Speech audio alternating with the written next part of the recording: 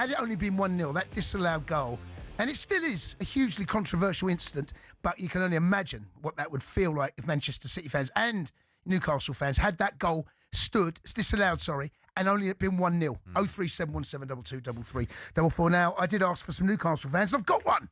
Michael has dialed up. Michael, good evening. Welcome to the show. Hey, Mike. Hello, mate. Can you hear us? I'm driving home. Mikey, we can hear you loud and clear, buddy. Right, smashing. So I just want to say about the disallowed goal. I was at the game, so I can't comment on whether it should have been disallowed. Right. But it took so long. The goal's given on the pitch. That the ball's in the centre circle, ready to be kicked off again. Yeah. I mean, if it's taken that long, just give us. Yeah. It is. You've got to look for it. It's not one of those where you go, we might be offsided. You know, in the green room, no one's had that conversation. I don't think on the pitch there's either. Looking for it though, isn't there? And then there's how long are they going to go with? Well, that's their job. I bet no one in the stadium knew what was going on either. No idea. I mean, it took ages for it to be announced that there was even a check going on. Yeah. But then I think, offside, it's semi-automated now. If you have to look at it any more than 30 seconds, I think just go with on-field decision. It's pointless ruling goals out when you've got to wait that amount of time.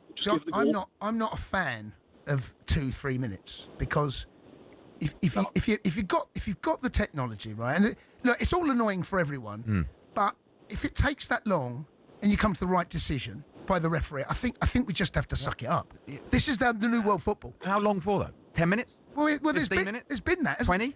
There have been going until they find it offside. Yeah, There's got to be some kind of rule. I think the point of there being a ref on the pitch to make a decision in the first place. He did make the call. That's the one thing we have to agree with. He gave a goal.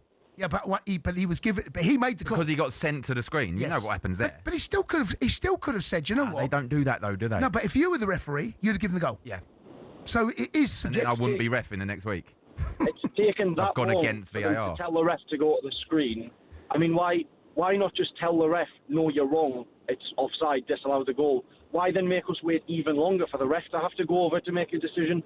Because I'm so annoyed. Because the offside, it's subjective. It's not one size fits all with this one. It's not blatantly offside and scored a goal.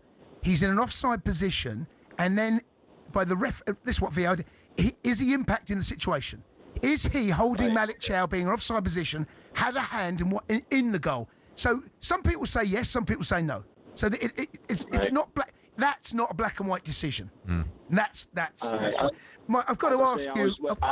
I've got to ask you, matey. How do you feel about the second leg? Do you think it's over, or get the first goal on the night? You never know. Yeah, you don't know. We've got a really tough run of away games coming up, and we're not good away from home anyway. I think we've got Anfield away, PSG away, and then Man City away. I think in the space of 3 games. So I've not got much hope. And I've got to ask you about Lewis Hall. Brilliant. I thought he was the best player on the pitch tonight. He's unbelievable. Yeah, I think Miley on the right hand side is really good as well. But I think they've got no legs at the end of the game. I think we've spent really poorly.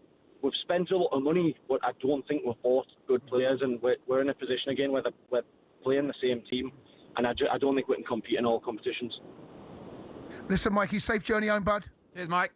Appreciate it. Cheers, matey. Cheers, bud. Look, it's a great point you raise. We at home on TV, and anyone watching TV, we knew what was going on. It was as frustrating as it was for us watching it. We knew what was going on. In the stadium, they would not have. They wouldn't have had a clue. Let's go and speak to Dave, who's a Man City fan. Dave, good evening. Hey, okay, can you hear me? All right, matey, we can hear you loud and clear. Yeah, I watched the game tonight. Obviously, we're obviously through to, we're not through to the next round. Yeah, we've got a second leg to play, but it's looking promising.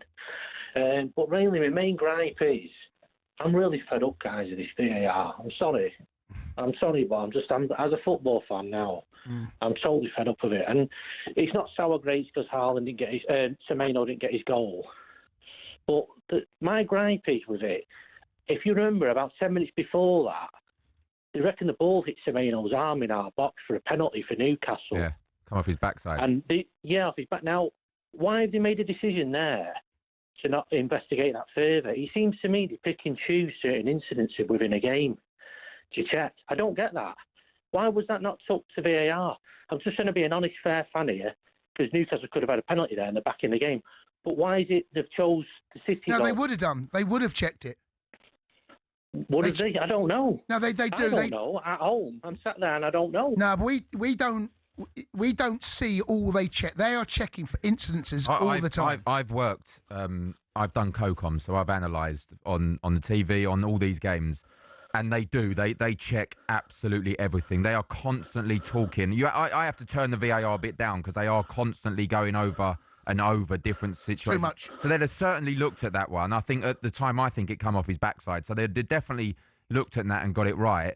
But it's about the time it takes, the time it took them to find that offside, and then find the subjective point that he was interfering with Malik Chow, Erling Haaland.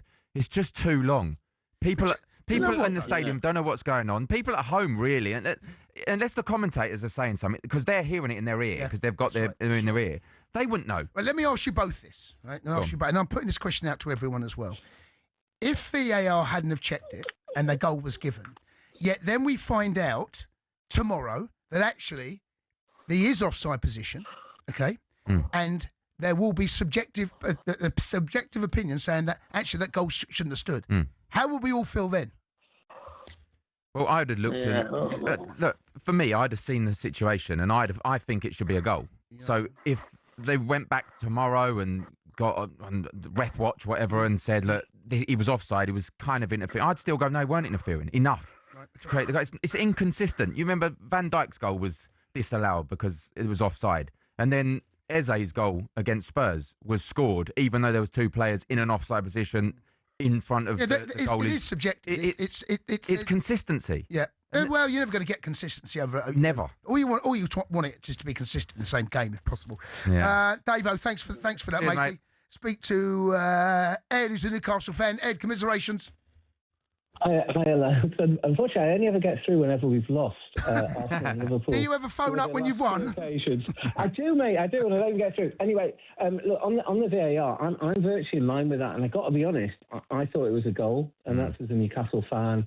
It was very frustrating in the ground. It was, a 4 or 5 minute decision. It wasn't very clear. None of the Newcastle players appealed, and it was only 2 minutes into the VAR that they kind of kicked the ball back to Pope. Had it been given, I wouldn't have been distraught, I've got to be honest. And as I said, I had a really good line across. I don't think he was off. I mean, you saw the Liverpool one the other day where he was offside but not because of 5 centimetres. Yeah. I mean, it's the inconsistency piece which does my head in. Look, it was a cracking game tonight. Credit the Man City. When you see what they brought off the bench in the second half, they just got stronger. I thought we had better chances. I bet on the XG we probably looked quite good. I thought you had a few good chances. Voltamade had a chance that he could have hit. He could have pulled the trigger. He could have hit it early with his left foot, and he didn't. Then there was the header just outside. And then the header, Harvey Barnes. What a delivery! Let me ask you quickly. Jason asked the previous caller. Let's ask about Lewis Hall. For me, if he continues the form he is, he's in the England squad. So I mean, he's clearly a midfielder who's moved to left back. Yeah. His composure. And it's game after game. It's not a one-off because we aren't always on the telly. I watched you against Bournemouth, and I covered that game, and he came on for Livramento, and he was unbelievable that game. It's funny. So I mean, Livramento's been great. Yeah. Everyone talks about him as an England fullback. He's not Newcastle's left back. I mean, for me, Hall is our number one left back in the country. I think you could look at is it Calafiori who plays left back for Arsenal? Is probably better, but he's not English. I don't think there's a better English fullback. I think Livramento's still great. Credit to Lewis Miley though. Oh my God! Yeah, good point. The last game at Bournemouth, he played right back, centre back, centre midfield. He did. The game before, he had 100% pass rate. Was it with the most passes in the Premier League this season? He's 6'4". He's a class. Look, and again, I'm old enough. I've seen a lot of really, really, really bad Newcastle teams. Apologies to Billy Sweeney and Rob McDonald. So, when you see this stuff, it's disappointing. Credit to City tonight. They played really good football. Haaland didn't get a sniff. Their sub-bench was amazing. But we had hope, and it's 2-0 at half-time. I'm a mad optimist. Still got a chance. I've got a ticket for the game, and I'm kind of thinking, But anyway, it is what it is. But honestly, we play well. But Lewis Hall has been exceptional. My only worry is we only have one left back at the moment. Right. With Burnout, Target on loan. I hope they don't overplay him. We've got Wolves at the weekend. The previous Newcastle caller mentioned our awful away fixtures. He forgot to add Villa away in the Cup. I apologise, Jamie. The only silver lining is Tottenham away, which on the current form we should be all right for. But no, look, tonight was a good game. We gave it all. It's not the end of the world, right? But what it's worth, I sadly thought that was a goal, the VAR one that got choked off. Okay, all right. Appreciate the call. Good call, Ed. Thanks, lads. Cheers, matey.